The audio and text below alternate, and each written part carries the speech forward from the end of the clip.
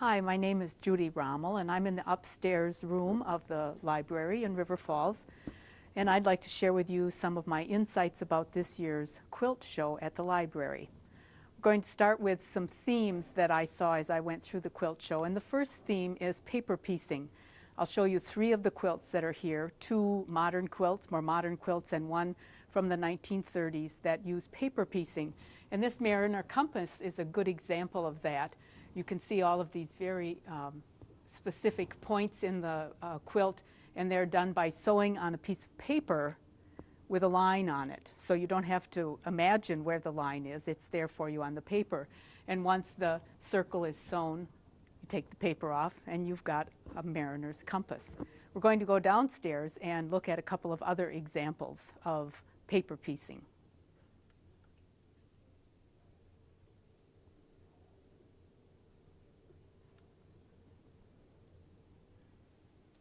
Paper piecing has never been my thing, but according to the person who made this quilt, I should try the pattern for this one because it's a good way to do paper piecing. So maybe I'll have to get inventive. This is similar to the one we just saw upstairs, but rather than a mariner's compass, it's called stepping stones. It's the same wedges of fabric that are sewn together with a paper piecing background. Bright, it looks like spring, which I think we need these days. This is the third example of paper piecing that I'd like to share with you. This is a quilt that was made in the 1930s, and interestingly enough, the paper is still in it because it's an unfinished quilt. It's only the quilt top. And the woman that made this never quite got to that last step of taking out the basting stitches and the paper.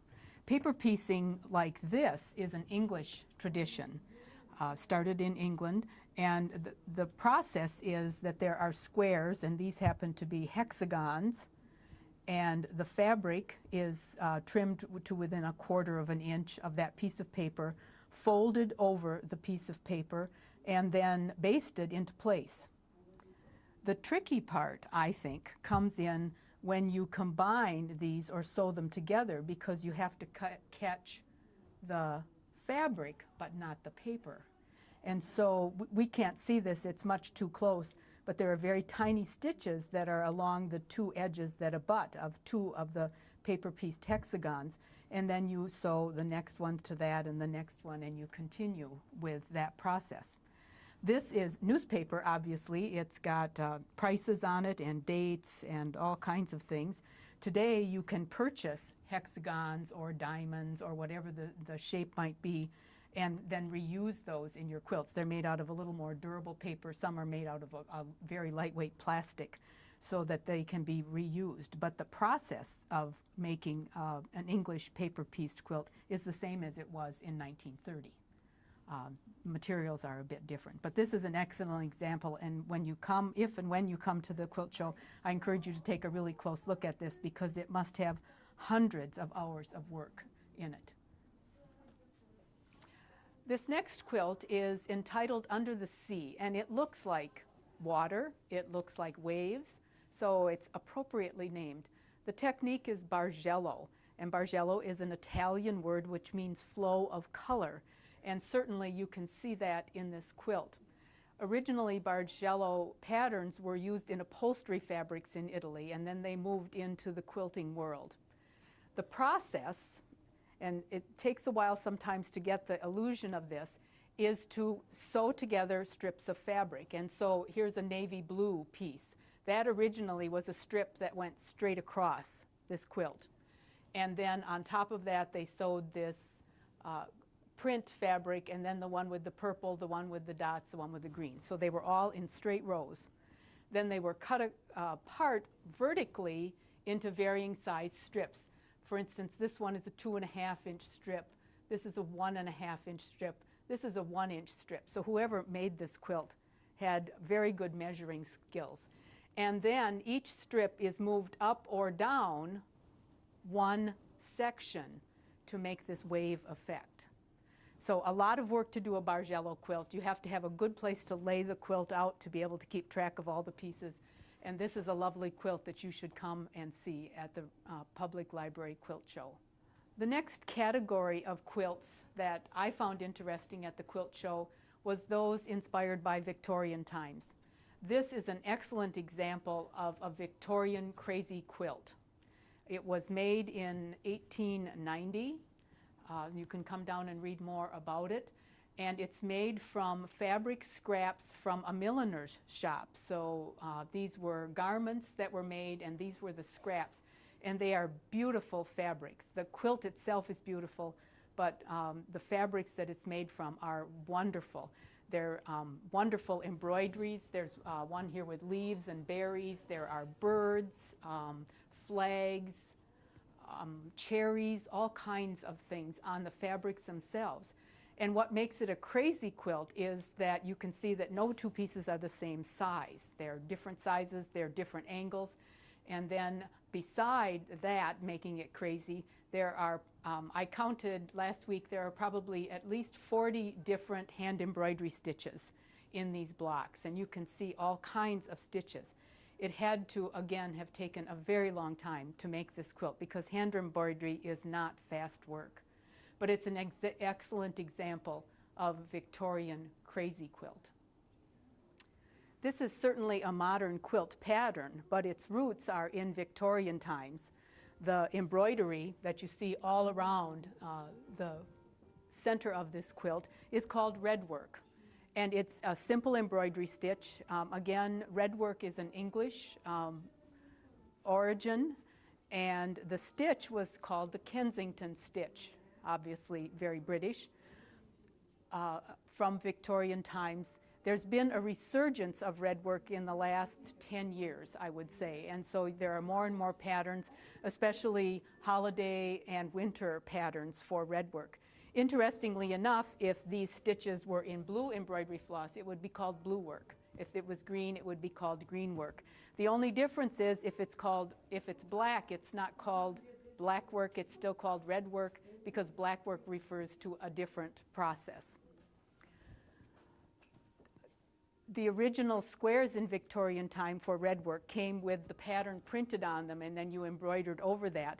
And they were called penny squares because one square cost a penny, and the embroidery floss to do it was a penny. And so they became known as penny squares. Needless to say, the person that did this quilt spent much more than a penny in making this red work an example of a Victorian process. The third category, or maybe it's the fourth category now, that I found interesting in the show was the number of modern quilts. You could say, well, I made the quilt this year, it must be modern, but modern is a term that defines quilts that have large pieces in them often, simple patterns, lots of color. To me, that's what modern quilts are. This one is a shadow quilt. You can see each of these brown pieces acts as a shadow to the block in front of it. And interestingly enough, when you come to look at this quilt, you'll see that it's about Minnesota.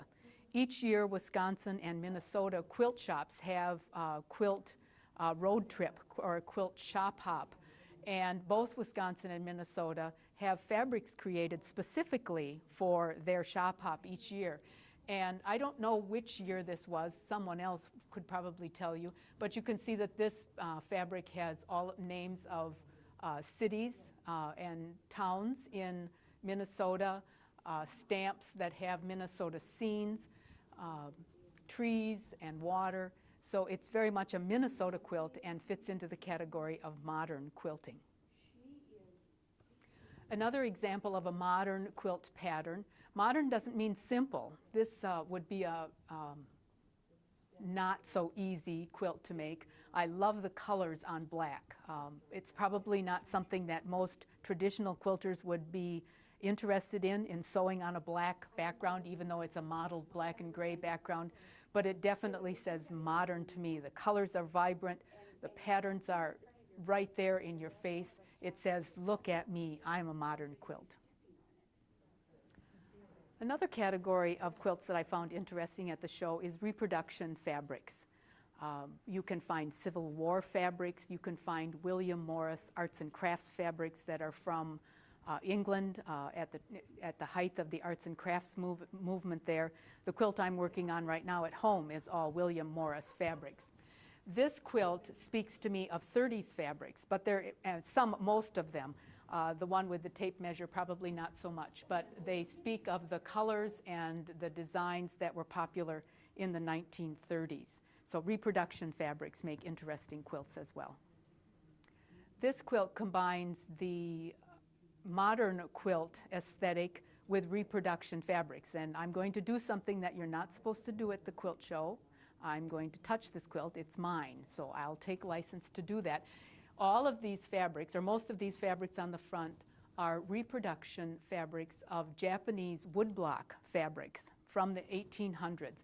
And they're hard to see on this side, but let me show you an example on the back of one of these fabrics. They're made with wood. They were originally made with wood blocks and then replicated into these modern fabrics. This is a modern quilt because it's asymmetrical, it's sparse, it lets the flying geese, that's what this little block is called, stand out as an important part of the quilt. If I can put a plug in, this quilt is going to be auctioned at the Restorative Justice fundraiser on March 21st. The show has one example of a friendship quilt, and this is a great one. It was made in 1965, and I bet if you've lived in River Falls for at least a part of your life, you'll be able to see some names on here, at least last names that you know. Friendship quilts were very popular in rural neighborhoods. They might be to celebrate a 50th wedding anniversary. Churches have made friendship quilts. When I left a job in 1985 in La Crosse, the people that I worked with made me a friendship quilt. And so come and look at this one because you'll recognize some of the names for sure. I'm going to finish my discussion of the quilt show with this piece because everything we've looked at up to this point is made with quilting cotton. This, on the other hand, is wool and flannel. And it's an applique piece. It's called Evelyn's Album. The work is wonderful on it. The colors are wonderful. It's just a great example of how to make a quilt without using quilting cotton. I've just scratched the surface of the quilts that are at the River Falls Public Library through March 8th. There must be at least 50 quilts here. I encourage you to come down and look, and if you're tired of winter, this will get you excited about spring and summer coming in the future.